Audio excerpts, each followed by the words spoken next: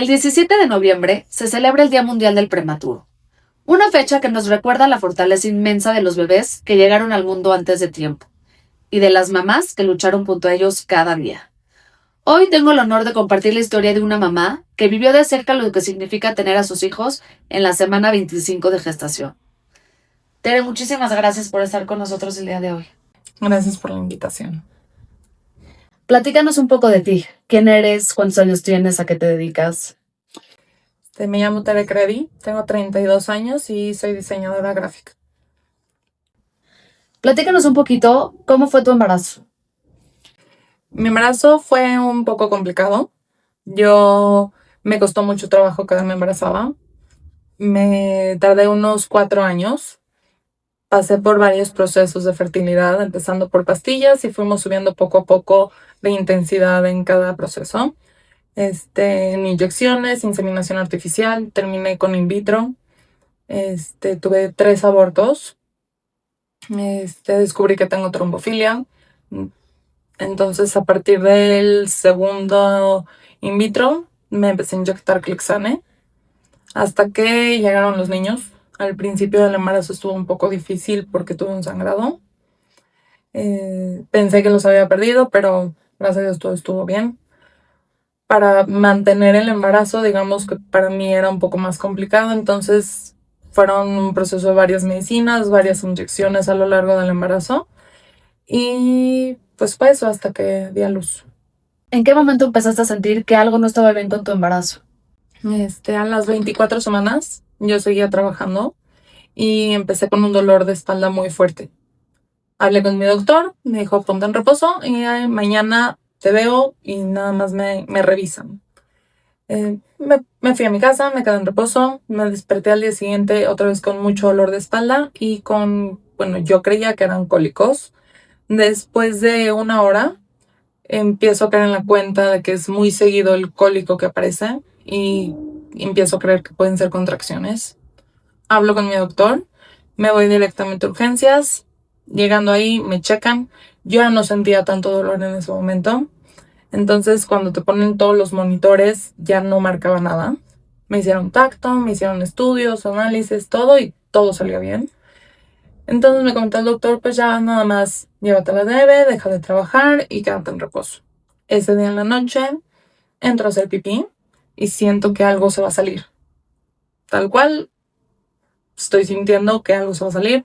Hablo con mi doctor, me dice, córrele para urgencias, llego para allá. Y en ese momento ya no había nada, digamos, ya nada se estaba saliendo. Pero sí había habido algo, entonces ahí ya hay como una banderita roja, sí, una alerta. Al día siguiente me hacen un cerclaje para detener que algo vuelva a bajar. Empezamos a tener muchos estructurales y muchos análisis, porque a la hora de que algo baja y está en un ambiente que pues es en un excusado, puede jalar infección para adentro. El viernes sale un estudio en donde se ve que ya tengo infectada la matriz. Entonces es correr contra el tiempo para que esa infección no llegue a los niños y doy a luz a las 25 semanas. ¿Te dio tiempo de inyectarlos antes para madurar los pulmones? Sí, esos 3 días que pude estar en el hospital me pudieron inyectar para los pulmones y también una inyección para proteger el cerebro. ¿Qué pasó por tu cabeza en ese momento, cuando el doctor te dijo, vamos a sacarte a tus bebés? Ya me habían advertido que era una probabilidad muy grande que iba a tener niños prematuros. Te intentan preparar, pero obviamente nada de lo que te digan vas a estar lista. En ese momento fue todo tan rápido que lo más que me dijeron fue como una advertencia, que el parto obviamente no iba a ser normal. En el parto podía ser que tengan que reanimar a los niños, que lo más probable es de que no iban a respirar solos, que los iban a tener que intubar luego. Fue mucho miedo. O sea, yo en ese momento lo único que sentí fue miedo ya por lo que vaya a ser, porque ese momento del parto es muy importante. Cuando salen, si lloran, si no lloran, si su corazón funciona o no funciona, como que eso determina varias cosas. Cuando son así de chiquitos, también el parto puede tener una hemorragia cerebral. Entonces fue más que nada miedo y esperar a que todo salga bien. ¿Cómo fue el parto? Fue de urgencia. Yo no pude ver a los niños, los sacaron, había un equipo enorme para cada uno. Salieron y sí pudieron llorar ellos solos, pero obviamente igual los entubaron luego, se los llevaron directamente a terapia intensiva. Yo no los pude ver, no me los enseñaron, no me los pegaron, no nada. Yo los conocí 2 días después. ¿En qué semana nacieron y cuánto pesaron? Nacieron en la semana 25 y Jacobo pesó 920 gramos y Raquel pesó 697 gramos. ¿Nos puedes platicar un poquito cómo era tu día a día en el hospital? Era muy difícil. Yo salí primero del hospital que ellos. Entonces, digamos que los primeros 10 días yo estaba en el hospital y podía ir a verlos, pero después de eso yo ya estaba en mi casa. Tenía que sacar leche, porque era muy importante para los doctores que les llevara a ellos. Me sacaba leche, me arreglaba, estaba en el hospital unas 2 horas, 3 horas con ellos. Me iba, comía en mi casa, regresaba otra vez a estar con ellos en la noche. Al principio no era hacer mucho más que estar ahí sentada viéndolos en la incubadora crecer afuera de la panza. Y poco a poco, cuando los desentubaron, pude cargarlos y hacer piel con piel. ¿Qué fue lo más impactante que viviste cuando los viste por primera vez? Ya no los conocí cuando di a luz. Se los llevaron. Yo pude verlos hasta 2 días después. Entonces ya mi mente se había creado muchos miedos y muchas inseguridades. Cuando entré, lo primero que ves es que están conectados por todos lados. Están canalizados, tienen sensores, están entubados, tapados de los ojos. Lo único que ves es partes aquí, partes acá, piecito, deditos, pero como tal ves a un niño que está completamente dependiendo de las máquinas que lo mantienen con vida. Cuéntanos un poquito cómo era tu estancia en el hospital mientras tus bebés estaban ahí. Yo llegaba, les llevaba la leche y lo primero que hacía era preguntar cómo les había ido en la noche, si habían subido o bajado de peso. Esos son 10 gramos subieron, bajaron 15 gramos, es mínimo, pero pues al final cuenta cada uno. Hablaba con mi doctor todos los días porque no los pude cargar luego. Como estaban entubados, se quedaban dentro de la incubadora y yo solamente iba y me sentaba al lado de ellos, metía la mano mucho para tocarle su manita o lo que pudiera hacer en este ¿Cómo momento. se sentía tocarlos? Su piel es muy fina. Entonces la metes y sientes como se pega de cierta manera su piel con tus dedos. Y mi dedo es más grande que lo que era su mano, de los dos en ese momento. O sea, toda su mano podían rodear mi dedito. Hasta que los desentubaron, que fue como a las 2 semanas de que nacieron, pude hacer piel con piel, que es que te los pegan directamente a tu pecho. Todo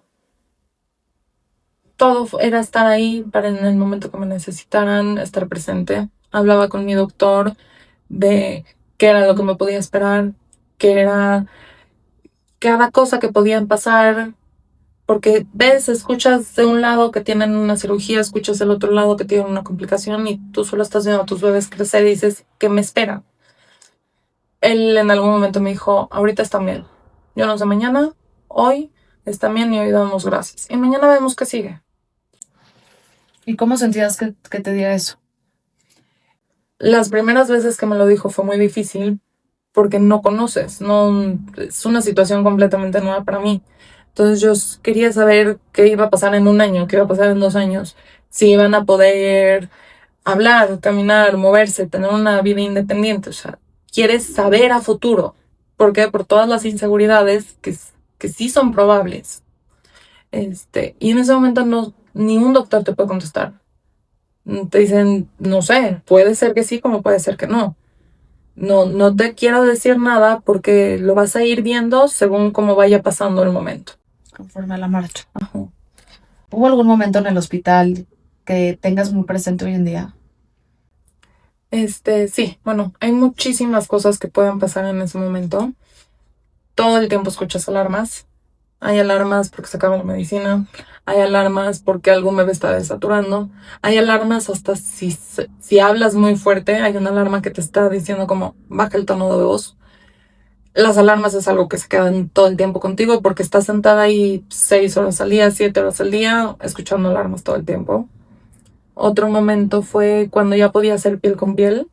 Estaba Jacobo encima de mí y hay apneas. La apnea es cuando se le olvida respirar. Entonces está encima de mí y tengo el monitor al lado y empiezo a ver cómo empieza a desaturar y todos sus niveles van bajando y van bajando, van bajando. Obviamente empiezan todas las alarmas y llegan enfermeras, doctores y lo primero que hacen es atenderlo a él. No van a perder tiempo en quitártelo encima. Lo atienden encima de ti. Tienen que estimularlo como para que él despierte, digamos, y recuerde que tiene que respirar. Pero es encima de ti y tú eres la primera persona que puede atenderlo. Entonces te están diciendo, ayúdame, pon tú la mano y lo tienes que apretar de cierta manera en las costillas. Y en ese momento yo decía, no, que tan fuerte, ¿eh? Lo ves tan chiquito, tan delicado, que en ese momento yo no sabía la presión necesaria hacerle. Entonces no las pude llegar a ayudar. Llegó un momento de shock en el que ellas pues lo estimularon, lo trajeron de regreso, se normalizó todo y me dice, bueno, pues ya, ahí está tu bebé, quédatelo. Yo seguía obviamente muy mal y muy alterada. Fue que les dije, por favor, quítamelo encima, porque ahorita yo no lo voy a transmitir nada bueno a él. Me lo tuvieron que quitar, me salí y tuve que buscar un momento de yo tranquilizarme para poder regresar a ellos. ¿Tomaste algún tipo de terapia emocional durante todo este proceso? Sí, yo empecé la terapia desde que tuve todos los problemas de infertilidad y durante esa terapia pues obviamente le platicaba todos mis temores, todas las vivencias que había tenido durante alguno de los abortos que tuve. Me dio un consejo, me dijo, en casi todo de la vida piénsalo como un 80-20. 80% emocionate, planea futuro, haz las cosas en causa a esto que quieres, pero siempre reserva tu corazón un 20%, para protegerte a ti, porque pues, no sabes qué va a pasar, no todo depende de ti, entonces te proteges y eso lo utilicé durante todo mi proceso de infertilidad y al mismo tiempo cuando dieron luz de los niños también lo usé porque pues ya no, nada es seguro y lo ves tan frágil, los ves que están conectados y que dependen de la vida de esas máquinas, que yo me protegí, mi corazón lo guardé ese 20% y dije, estoy presente, pero igual como que un poquito atrás, un poquito reservada, hasta que poco a poco fueron saliendo adelante. Obviamente, mientras más pasas tiempo ahí, más te encariñas, que desde el principio lo estaba, nada más que mi corazón lo guardé con todas mis fuerzas por el miedo que tenía. ¿Y cómo fue tu relación con tu esposo durante todo este proceso? Fue muy tensa. Cada quien maneja sus sentimientos de manera diferente. Y los manejamos muy diferente uno del otro. Él de inmediato se aventó con todo su corazón a los niños y él no entendía por qué yo no.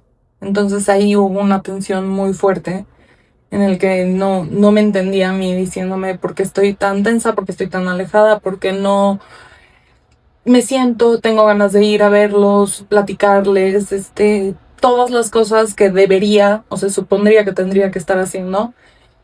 Y yo todo lo contrario, yo estaba muy reservada, yo tenía mucho miedo, no me quería pegar tanto a los niños. Entonces yo sí decía, bueno, me puedo quedar un ratito en mi casa y él me decía, ¿cómo? Tus hijos están en el hospital, ve a verlos. Y yo le decía, me siento perdida en el hospital y me siento que estoy en uno, yo no quiero pasármela en el hospital.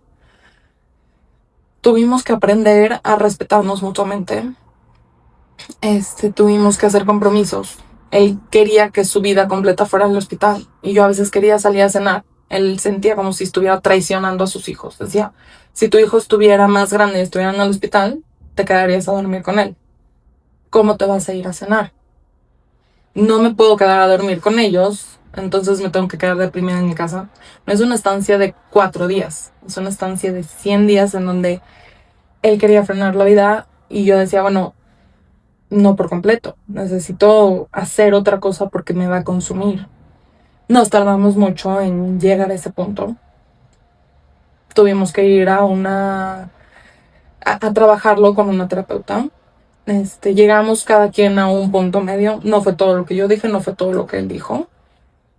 Y a partir de ahí nos enfrentamos a muchísimas más cosas, pero creo que ya supimos el te escucho y tú a mí, y a partir de eso decimos, bueno, entiendo, ahora escúchame, vamos a llegar a un punto medio porque son unas cosas muy difíciles, que si lo hubiéramos tenido que hacer solos, no, mínimo yo no hubiera salido adelante sin él. ¿Cómo fue el proceso de llevarlos a tu casa por primera vez? Fue mucho más difícil de lo que pensaba. Siempre estando en el hospital la meta es sacarlos del hospital. Ya, llevármelos a mi casa era lo único que yo quería. Pero creo que no estaba el 100% preparada porque en el hospital no dependían de mí. En el hospital alguien más no podía ayudar a darles de comer. Alguien más podía ver si desaturaban, ajustarle el oxígeno. No, no era solo Carlos y yo. Llegamos del hospital el primer día, intentamos ponerles un monitor que de alguna manera lo configuramos mal y en vez de que suene cuando dejan de respirar, sonaba alarma cada que respiraban. Entonces hacían pip, pip, pip toda la noche y si dejaba de sonar por 6 segundos, ya estábamos otra vez todos parados viendo que sí esté bien el oxígeno, que ellos estén bien. Fue un caos esa noche. Nos pusieron mal un concentrador, necesitaba 10 litros de oxígeno y nos pusieron de 5 litros. Entonces Jacobo no estaba obteniendo el oxígeno necesario. Y nosotros cuando lo medíamos, todo se veía bien en su saturación. Pero él estaba en exceso cansado por intentar saturar bien. Entonces ya no comía.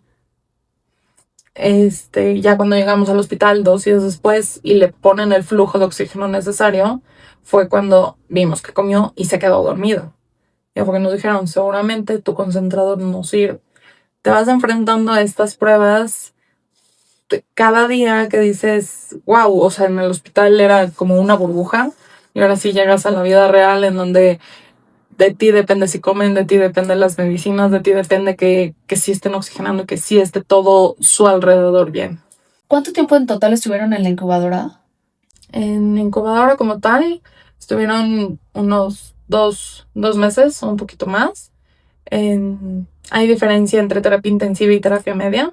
En terapia intensiva estuvieron como unos, ¿qué será? 70, 80 días. Y ya hasta el final, las últimas 2 semanas es cuando nos cambiaron a terapia media. Y ahí es como que cuando nos empezaron a entrenar para irnos a la casa, en donde ya no hay tantos monitores, ya no hay tantas alarmas. Ahora sí que depende más de ti. Es cuando yo ya les pude cambiar el pañal. En la incubadora era mucho más difícil. Todas esas cosas que son básicas para un bebé, yo no se las podía hacer.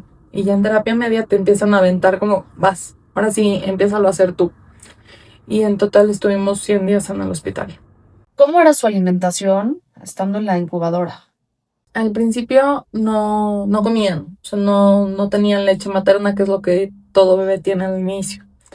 Ellos, por estar tan chiquitos y en la semana de gestación que tenían, se hacía por nutrición parenteral, que es, meten como una sonda, la canalizan por el brazo y llega directamente a su sistema. Y todos los días les tenían que hacer análisis para ver qué era lo que necesitaba específicamente cada niño. Y dependiendo de eso, era que creaban la bolsa personalizada. Todos los días la cambiaban, es algo muy impresionante como buscan las necesidades específicas y las crean en una bolsa de nutrientes, minerales, vitaminas y todo lo que podría darse por leche se lo dan por medio de ahí.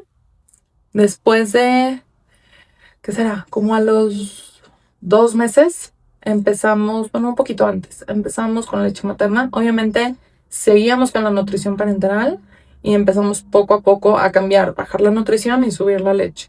Empezamos con 1 mililitro de leche por sonda de la boca, directo al estómago. Y veíamos 1 mililitro y a ver cómo le va.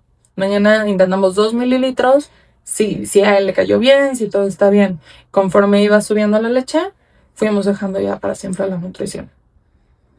Parenteral. La nutrición exacta, la nutrición parenteral. ¿Qué fue lo más difícil de todo este camino como mamá de niños prematuros? Yo creo que cada etapa tiene su nivel de dificultad. Y obviamente te vas acoplando y vas saliendo adelante conforme lo vas necesitando. Para ellos cada etapa necesita una ayuda externa.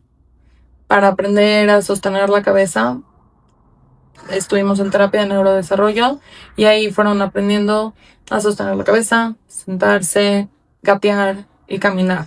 Todas esas cosas que un bebé podría alcanzar por sí solo, ellos sí necesitaron esa ayuda extra. Lo mismo pasó con el lenguaje. Estuvimos esperando hasta que hay cierta edad que te dan como de límite para que ellos lo logren solos. Si no, empezamos ya con una terapia de lenguaje. Y conforme se van haciendo más grandes, sus necesidades son diferentes.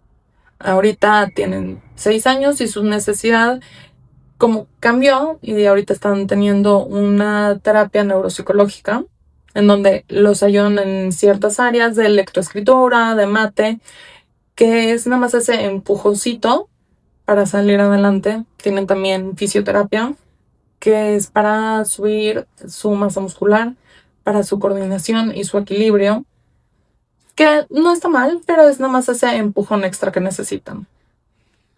¿Qué te enseñaron tus bebés sobre la vida y la fortaleza? Que en esta vida vas a tener retos y te van a poner la vida unos golpes en tu camino cuando menos te lo esperes. Y lo que hay que hacer siempre es luchar. Aunque creas que te queda demasiado grande, pues yo creo que más grande que pelear por tu vida cuando apenas empezaste, no hay. Y ellos lo lograron de una manera impresionante. Literal, desde que nacieron están luchando. ¿Sí? Si pudieras hablarle hoy a una mamá que esté viviendo lo mismo que tú viviste, ¿qué le dirías? Que es un camino en donde te puedes llegar a sentir muy sola. Obviamente tienes tus papás, tus hermanos, amigos, pero de cierta manera sientes que no te entienden. No porque ellos no lo quieran hacer, sino porque gracias a Dios no lo han vivido. Yo diría que te busques o busques a alguien en quien puedas confiar, en el que puedas contarle cada paso que estás viviendo y compartir historias. Yo lo tuve, tuve muy buenas relaciones con las mamás de terapia intensiva en su momento en el hospital, en donde nos podíamos desahogar, platicábamos de nuestros miedos sin tener que consolarlo. Yo cuando les contaba a mis papás, lo único que me decían, uy, no, veían la necesidad solo de decirme, pobrecita, va a estar todo bien. Y con ellas era, sí, así pasa y vamos a lo que siga, mañana es otro día. Y ellas me contaban su historia y a mí me ayudaba a saber que sus hijos se habían enfrentado y cómo los habían sacado adelante. Igual en algún momento yo conté mi historia y cómo los habían sacado adelante. Entonces esas relaciones a mí me ayudaron a seguir. Estar acompañado por alguien que esté viviendo lo mismo que tú. Claro, creo que es importante porque sientes una comprensión de ellos que creo que en otro lado no la tienes. No, y como también me habías platicado alguna vez, que para todos era muy nuevo. O sea, incluso para tu mamá, para tu suegra, para cualquier persona, no son bebés normales. O sea, fueron bebés que están. Sí, con necesidades que ellas tampoco conocían. O sea, una mamá da a luz a un bebé a término y pues llega tu mamá y te sabe perfectamente qué es. Vamos, ¿te estás cansada? Déjamelo a mí. Yo lo duermo, yo le cambio el pañal, yo lo puedo checar si está bien, si no está bien. Te puede ayudar a ti con tu lactancia de cierta manera. Pues ya lo vivieron. Y a mí no, nadie había vivido este proceso. Entonces, cuando yo estaba insegura de si estaba poniendo, no sé, bien el oxígeno en la noche, se me quedaba viendo diciendo, pues tampoco sé. Cuando yo no sabía darles de comer, pues ellas tampoco sabían. Entonces, sí, de cierta manera me siento sola porque no es que no lo intentaran, simplemente tampoco sabía. Sí, para todos fue muy nuevo. Sí. ¿Cómo ha cambiado tu forma de ver la maternidad, todo lo que viviste? Creo que todos antes de ser mamás los vemos como que de la ventana para afuera. lo vemos muy bonito, ves al bebé y a todos se nos cae la baba viendo un bebé, qué bonito está, qué precioso, y ves a la mamá abrazándolo y dices, bueno, qué hermoso es toda esta familia. Y una vez que tienes el bebé, te das cuenta de todos los retos que conlleva y que es cerrada puerta. O sea, puertas para adentro es cuando están realmente los retos. Y dices, bueno, la mamá pudo haber tenido una noche terrible, el bebé pudo haber llorado sin saber exactamente por qué, porque ya le diste de comer, ya lo cambiaste, ya lo tapaste, lo destapaste, le hiciste 20,000 cosas y sigue llorando. Igual aquí tuve diferentes tipos de retos, pero era prácticamente lo mismo. Lloraba o no saturaba o no comía o no esto. Y simplemente sales adelante y ¿cómo está? No, todo está increíble, todo está precioso. Pero pues es lo que das al mundo a entender que todo está increíble. Y sí, de cierta manera, pero también entiendes que las mamás son unas guerreras y es algo increíble lo que hacen por sus hijos. Definitivamente. Y como bien dices, nadie sabe lo que realmente pasa dentro de una casa más que la misma mamá. Sí, sí, solo los que están dentro de la casa podrán escuchar tu desesperación a las 4 de la mañana. Así es. ¿Cuántos años tienen tus hijos? ¿Cómo están hoy en día? Hoy superan todas mis expectativas y calman todos mis miedos de yo hace 6 años. Tienen 6 años, son increíbles, son inteligentes, son fuertes, son buenos. Logran todo lo que se proponen. En algunas cosas podría ser de que les cuesta un poquito más de trabajo. Con eso yo les doy el empujón extra que necesitan y siempre lo van a tener de mi parte. Y de verdad que lo único que veo es niños que superaron todos los retos con una sonrisa en la cara y lo único que esperan es todo lo bueno de la vida. Que así sea. Tere, muchísimas gracias por tu tiempo. Estoy segura que esta plática les va a ayudar mucho a las mamás que estén viviendo lo que tú viviste. Te agradezco. Gracias. Y de igual manera, si alguien le gustaría contactarme y está pasando por esto, con muchísimo gusto estoy dispuesta a hablar, a apoyarlas en lo que necesiten. Gracias a ti, Tere.